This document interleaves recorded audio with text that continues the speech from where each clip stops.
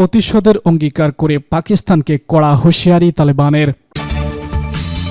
আফগানিস্তানে বোমাবর্ষণে নিহত বেড়ে 46, পাল্টা হামলার হুমকি। ইয়েমেনি ক্ষেপণাস্ত্র হামলায় মার্কিন জোটের হিসাব নিকাশ পাল্টে দিল ইরান।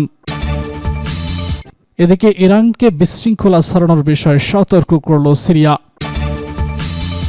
সর্বশেষ জানিয়ে দিব আমেরিকার চতুর্থ জাহাজেও আমাদের সহজ লক্ষ্যবস্তু বলছে ইয়েমেন।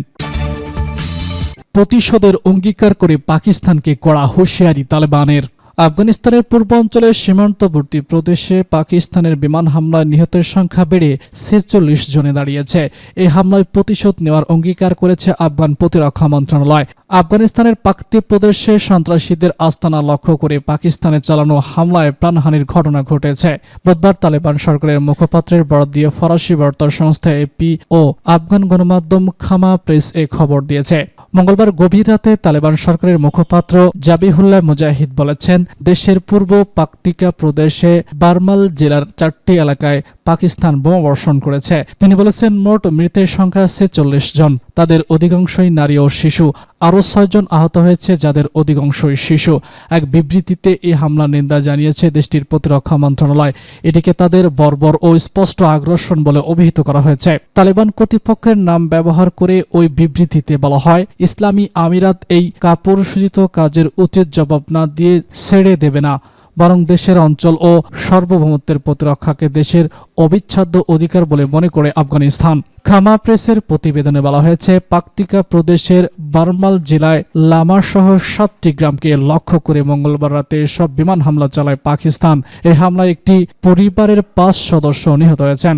স্থানীয় সূত্রের দাবি, পাকিস্তানের যুদ্ধবিমান এই বোমা হামলার জন্য দায়ী। প্রতিবেদনগুলোতে ইঙ্গিত দেওয়া হয়েছে, বিমান হামলায় বারমালের দুর্গবাজাই গ্রামটি ধ্বংস হয়ে গেছে।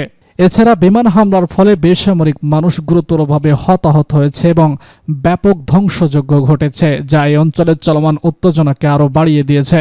আফগান ভূখণ্ডে পাকিস্তানের এই হামলার ঘটনা এমন এক সময় ঘটল যখন পাকিস্তান ও আফগানিস্তানের মধ্যে ক্রমবর্ধমান উত্তেজনা বিরাজ করছে।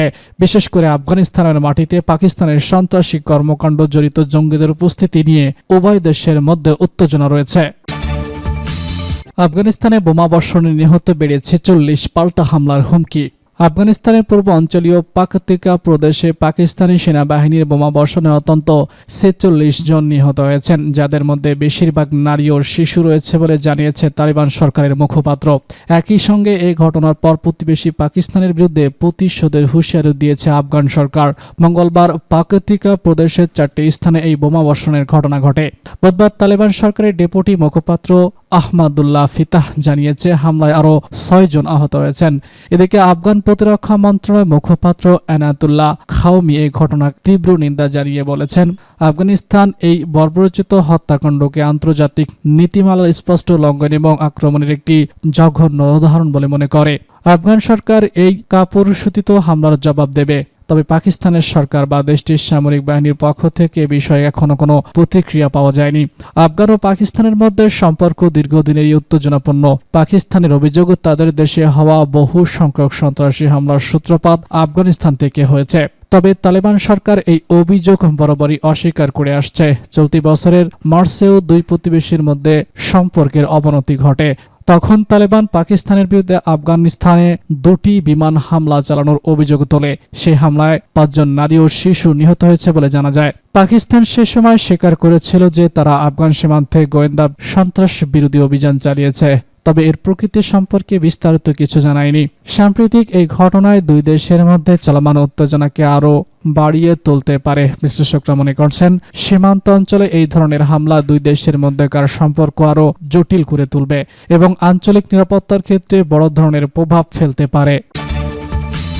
ইয়েমেনি ক্ষেপণাস্ত্রের হামলায় মার্কিন জোটের হিসাব নিকাশ উলটপালট। ইয়েমেনের পররাষ্ট্রমন্ত্রী আব্বাস কারাকচি বলেছেন, ইয়েমেনি ক্ষেপণাস্ত্রের নির্ভুল আঘাত করার ক্ষমতা পশ্চিম এশিয়া অঞ্চলে মার্কিন ইসরায়েলি জোটের কৌশলগত হিসাব নিকাশ উল্লেখযোগ্যভাবে উলটপালট করে দিয়েছে। তিনি গতকাল তেহরান সাংবাদিকদের সঙ্গে আলাপকালে এইসব মন্তব্য করেছেন। গাজাবাসীর সমর্থনে ইয়েমেনের সম্প্রীতি অভিযানগুলো ভূয়সী প্রশংসা করে তিনি বলেন, নির্যাতিত ফিলিস্তিনি জাতি এবং অন্যান্য প্রতিরোধ ফ্রন্টের সমর্থনে ইয়েমেন নজিরবিহীন পদক্ষেপ নিয়েছে। তিনি ইসরায়েলের বিরুদ্ধে ইয়েমেনের সশস্ত্র বাহিনীর সাম্প্রতিক কয়েকটি হামলার প্রতি ইঙ্গিত করে, যাতে ইয়েমেন থেকে নিক্ষিপ্ত হাইপারসনিক ব্লাস্টিক ক্ষেপণাস্ত্র একাধিকবার ইসরায়েলের গভীর অত্যন্ত আঘাত এনেছে। এছাড়া গত সপ্তাহে লোহিত সাগরে মোতায়েন একটি মার্কিন যুদ্ধজাহাজ লক্ষ্য করে ইয়েমেন 8টি ক্রুজ ক্ষেপণাস্ত্র ও 17টি ড্রোন নিক্ষেপ করে। এর ফলে একটি মার্কিন F-18 যুদ্ধবিমান বিধ্বস্ত হয়। ইরানের পররাষ্ট্রমন্ত্রী আরও বলেছেন, আল আকসা তুফান অভিযান শুরুর পর থেকে ইয়েমেন নিজস্ব ক্ষেপণাস্ত্র অন্যান্য প্রতিরক্ষা সরঞ্জাম দিয়ে ফিলিস্তিনি জনগণকে রক্ষা করার ক্ষেত্রে অভিভূত ভূমিকা পালন করেছে।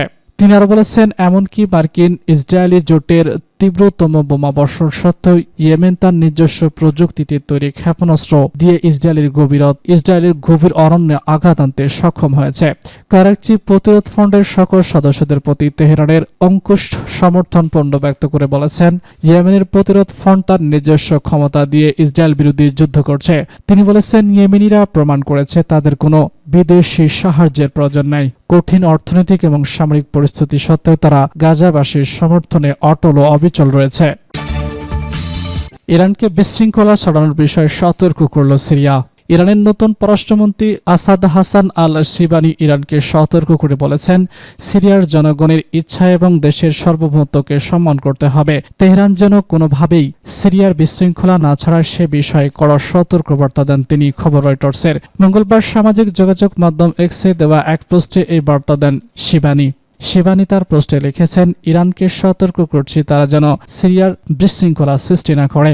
সিরিয়ার জনগণের ইচ্ছা এবং দেশের নিরাপত্তাকে সম্মান করতে হবে। ইরানের সাম্প্রতিক কিছু বক্তব্যের প্রভাবের জন্য তাদের দায়ী ধরে নেওয়া হবে। তবে শিবানি কোনো মন্তব্যের প্রসঙ্গে এই সতর্কবার্তা দিয়েছেন কিনা তা স্পষ্ট করেনি। এর আগে রোববার ইরানের সর্বোচ্চ নেতা আয়াতুল্লাহ আল খামেনি এক টেলিভিশন ভাষণে সিরিয়ার যুবকদের উদ্দেশ্যে বক্তব্য দেন। তিনি বলেন, যারা সিরিয়ায় অস্থিতিশীলতার পরিকল্পনা বাস্তবায়ন করছে তাদের বিরুদ্ধে সিরিয়ার তরুণদের দৃঢ় সংকল্প নিয়ে দাঁড়াতে হবে। খামেনি আরও বলেছেন, সিরিয়ার যুবকদের আজ হারানোর কিছু নেই। তাদের স্কুল, ঘরবাড়ি, এমনকি রাস্তাও নিরাপদ নয়। তাই অস্থিতিশীলতার জন্য দায়ীদের বিরুদ্ধে দাঁড়িয়ে তাদের পরাজিত করতে হবে। 13 বছর ধরে চলা গৃহযুদ্ধের পর গত 8 ডিসেম্বর বিদ্রোহীরা প্রেসিডেন্ট বাশার আল আসাদকে ক্ষমতাচ্যুত করেছে। এই দীর্ঘ যুদ্ধে আসাদকে ক্ষমতায় টিকিয়ে রাখতে ইরান বিপুল অর্থ ব্যয় করেছে এবং বিপ্লবী গার্ড বাহিনী মোতায়েন করে। সিরিয়ার নতুন সরকারের ইরানের এই ভূমিকার বিষয়ে কঠোর মনোভাব গ্রহণ করেছে। নিষেধাজ্ঞায় বলেছেন, শিবানির এই বার্তা সিরিয়া ও ইরানের মধ্যকার কূটনীতিক উত্তেজনা ইঙ্গিত দিচ্ছে। সিরিয়ার নতুন পররাষ্ট্রমন্ত্রী এই সতর্কবার্তা এবং ইরানের বক্তব্য সীমান্তবর্তী অঞ্চলে নতুন সংঘাতের আশঙ্কা তৈরি করেছে। পরিস্থিতি সামাল দিতে দুই দেশের মধ্যে দ্রুত কূটনীতিক সংলাপ প্রয়োজন বলে মনে করছে বিশ্লেষকরা। আমেরিকার চতুর্থ যুদ্ধজাহাজও আমাদের সহজ লক্ষ্যবস্তু, বলছে ইয়েমেন। ইয়েমেনে আবারও আগ্রাসন চালানোর ব্যাপারে মার্কিন যুক্তরাষ্ট্রকে হুঁশিয়ারি দিয়েছে ইয়েমেন। দেশটি বলেছে, ইয়েমেনের পানি সীমায় নিকটবর্তী যে কোনো মার্কিন যুদ্ধজাহাজকে সহজেই ধ্বংস করে দিতে পারে দেশটির সামরিক বাহিনী। ইয়েমেনের সুপ্রিম পলিটিকো কাউন্সিলের সদস্য প্রভাবশালী নেতা মোহাম্মদ আলী আল হুতি গতকাল রাজধানী সানায় এক বক্তব্যতায় এই হুঁশিয়ারি উচ্চারণ করেছেন। লোহিত সাগরের চতুর্থ মার্কিন বিমানবাহী রণতরী প্রেরণ করা ইয়েমেনে হামলা চালানোর জন্য ব্যাপক মাত্রায় মার্কিন প্রস্তুতি সংক্রান্ত খবরের জবাব দিতে গিয়ে তিনি এই হুঁশিয়ারি দেন। আলী আল হুতি বলেছেন যে তিনি রণতরী এর কাছে ইয়েমেনের পানি সীমা থেকে পালিয়ে গেছে সেগুলো থেকে